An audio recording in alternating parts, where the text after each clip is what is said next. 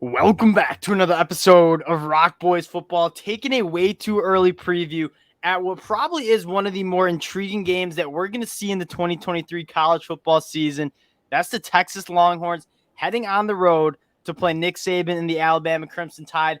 There are a lot of different talking points when you dig into this game. Now, before we get into it again, just want to say thank you to you guys. It is a blast doing these game breakdowns after we've already taken deep dives into these programs. Hearing you guys in the comment section, really do appreciate y'all rocking with this. So one, if you do enjoy the content, consider subscribing to the channel. But more importantly, let us know in the comment section what you guys think. I'll tell you right now, the fellas are a little bit split. You're going to hear some arguing. We love to hear from you guys. That is the best part about doing this, is hearing from you guys, chopping it up with you guys in the comment section. So let us know. And Dill, I'm going to kick this one off to you. Texas heading on the road to Bama. How we feeling? My initial thoughts are just like how Vegas and the odds makers are perceiving this feels like a little mismatch in reality. It feels like Texas is kind of like on the way up very much. I mean, last year was kind of a breakout year. I'd say if Quinn Ewers plays better, this Texas team is extraordinarily dangerous. And you look at Alabama, you're coming off an extremely disappointing year, I think, for most fans. And 100%. they can correct me if they're wrong, or if I'm wrong, but it felt to me like a disappointing year. And you lose a ton of guys to the NFL draft who are extraordinarily good players. Bryce Young and Will Anderson obviously leading the pack. So to look at this line and see 7 points, certainly very surprising to me.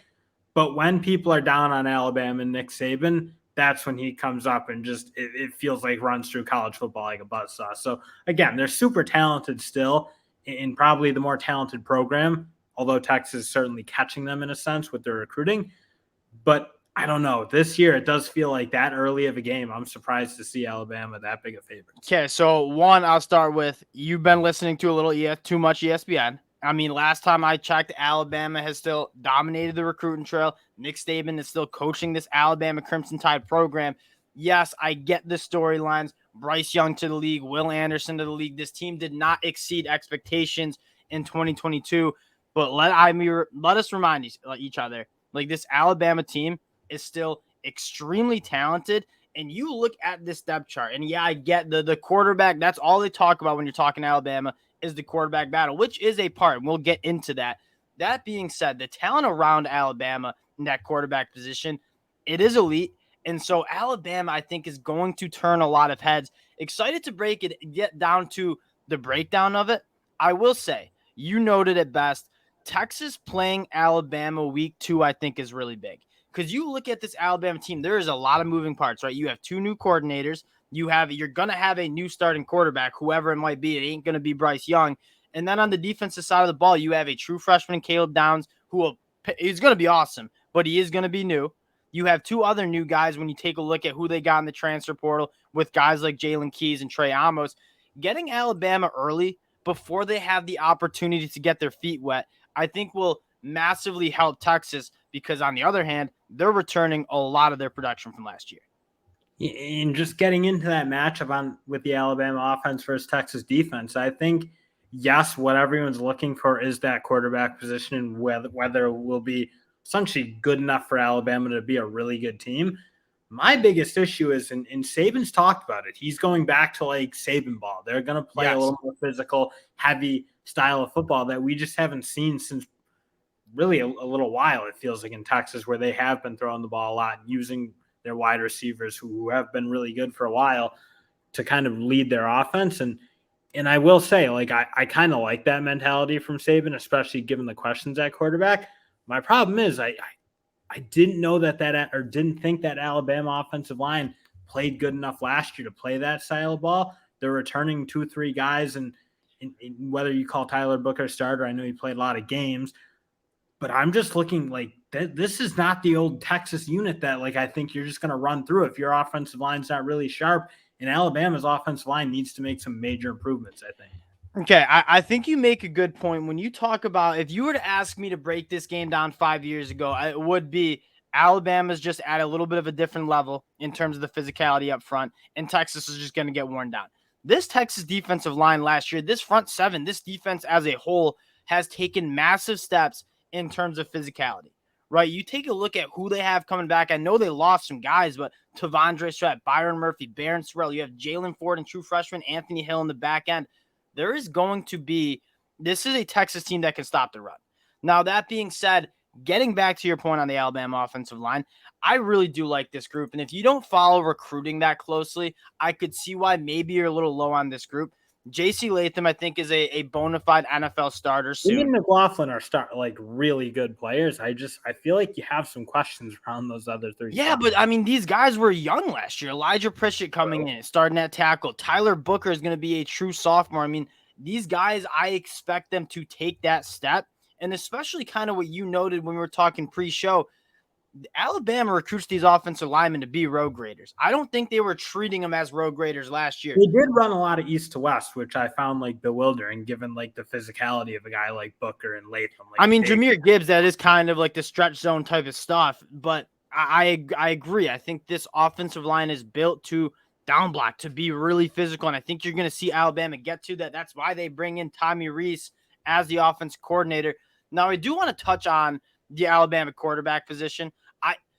I'm going to trust that Nick Saban and this offensive staff are going to get quality quarterback play. I'm not saying it's going to be Bryce Young quarterback play, but I'm going to say it's quality quarterback play. And if they are able to run the football, that's a new quarterback's best friend. It makes it a lot easier. So whether it's Ty Simpson, Jalen Milroe, Tyler Buckner, it's going to be a little bit easier. And Dill, I think one last talking point about this Alabama offense going up against Texas defense is, can these pass catchers step up? Because you noted it best, Alabama has leaned heavily on elite wide receiver play the last couple of years. Can they get that in 2023? What I'm looking for is like one of the young guys, because again, I think Burton and Brooks are solid wide receivers, but they're not like top 3 round, maybe around 3, but like they're not top 2 draft pick or top first round. Day 1 picks. That's my issue is you don't have those two. I just don't think that's their level of play. But I thought Isaiah Bond, I mean, he kind of has that like resemblance of like a Jalen Waddle, just the way he runs, how explosive he is out of breaks. And I know he wasn't super productive last year. He had a couple good moments, especially in that bowl game. But I'm looking for him to just break out and look like that guy, because they need somebody who can get down the field, stretch it, get the ball in his hands, and do something magic. Because you just didn't see enough of that from Alabama with who they had leading them last year. I just think it's time for like him, Prentice, Law to like step up and make it happen, because I think these guys have a different level of talent than possibly Brooks and Burton. I throw in Malik Benson too, the JUCO transfer. There's a lot of buzz around a kid like Malik Benson as well. Okay, that's not an easy unit against Texas. That secondary, I think, is getting better. I didn't think it played incredibly well, but they brought in a couple nice transfers in Holmes and Catalan. So again, Texas, they're just no slouch. Like, they're a good team. I thought they did an okay job in the portal, and they're going to be ready. And in Alabama, like, some of these young guys are going to really need to take some steps, I think, to be head and shoulders above Texas, if you will. Getting to the Texas's offense, like, that's a group that we've talked about it all summer. Like, the sky is the limit. Quinn Ewers, A.D. Mitchell, Xavier Worthy, Jatavion Sanders, Jordan Whittington. I wonder if Texas can really exploit the new faces. This Alabama secondary, as much as Alabama gets kind of crushed in the offseason about this defense being too leaky, it was really one game. Like, Tennessee, they got him, and they got that week. That being said, on average, you take a look, they were top 10 in a lot of big-time metrics in the secondary, top 10 in yards per pass given up, top 10 in completion percentage. Now, can Texas and Coach Sark take advantage of a kind of newly tooled secondary? You have guys like Kool-Aid McKinstry and Malachi Moore, who I think are bona fide studs. That being said, you do have some new faces there as well, and there's not really many offensive-minded head coaches that are as good as Sark at kind of capitalizing and getting some matchup nightmares. And you have certainly, if you get these guys in good positions, I'm talking Xavier Worthy, yes, A.D. Mitchell, like, they're both a problem. I mean, we all know Xavier Worthy, he can flat out run. I'm not sure there's more explosive wideout in the game right now than him. And A.D. Mitchell's just a guy I think we all sleep on because of the injuries essentially he's had at Georgia. But when he's on the field, healthy A.D. Mitchell's a first-round pick. 100%. So again, I like that Alabama did bring in some experienced transfers. So again, we talk like, yeah, they're turning it over a little bit. You got McKinstry and more still. I mean, you bring in two guys who've played so much football Yeah. in that back end that I don't think you're going to have an issue of too many breakdowns. But like, again, I think Texas is going to be able to get theirs against anyone just because that wideout group is too good, especially if Ewers kind of plays like he did in that game against Texas or Alabama before he got hurt. Yeah, I'm excited to see Ewers year two because, like, you don't have the question, like, can he make the throws with his arm? Like, you know how good his arm is. You don't get that number one recruit in the country tab if you don't have the arm talent. I think it was a little bit more of a confidence thing coming back from the injury. One last thing you got to note is Texas does need to replace the best backfield that we saw in college football. Not only Bijan Robinson, who is truly a special player, but Roshan Johnson as well. They go and grab CJ Baxter in the recruiting class. He's going to be a stud. They have a loaded group.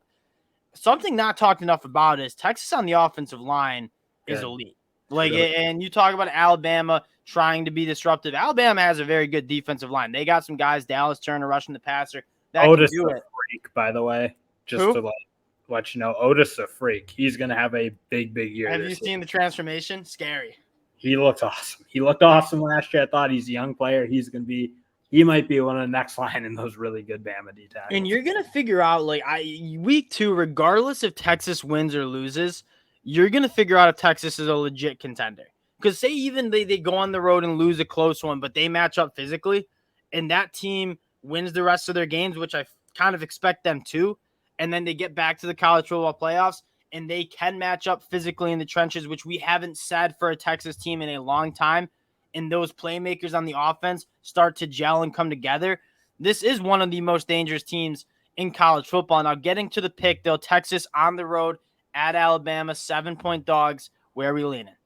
I mean, I'm thinking Texas, and it's not even an anti-Alabama thing. It's just I think this Texas team is awesome. I think they fixed their culture issue, which was essentially just being a wickedly soft team that they were for a long time. And they're a grinder team. I think that back end is going to be a little tighter and not give up so many big plays and make some of the mistakes they did, especially getting a couple of really experienced players in the portal.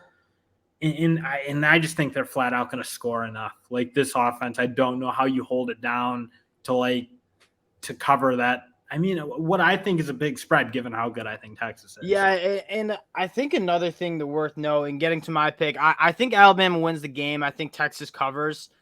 It's hard for me to see this game being a blowout. I like everything that has to do lining up with Texas, but they do go on the road to a Nick Saban team that has a fire lit under them.